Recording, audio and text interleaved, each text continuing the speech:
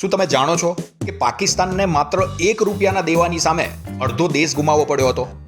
વાત છે ભારતીય જનરલ સેમ મોનેક્ષા અને પાકિસ્તાનના રાષ્ટ્રપતિ યાહ્યા ખાનની એક નાની પણ ઐતિહાસિક ઘટનાની.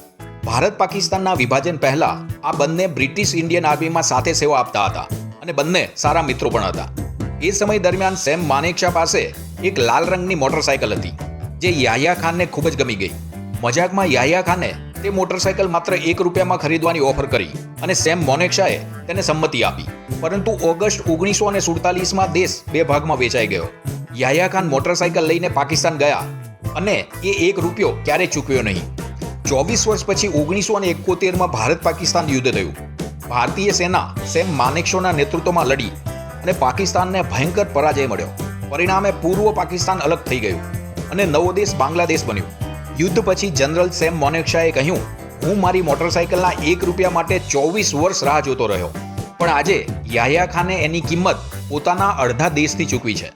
એવું ચોક્કસપણે કહી શકાય કે કદાચ ઇતિહાસની આ સૌથી મોંઘી મોટરસાયકલ હતી.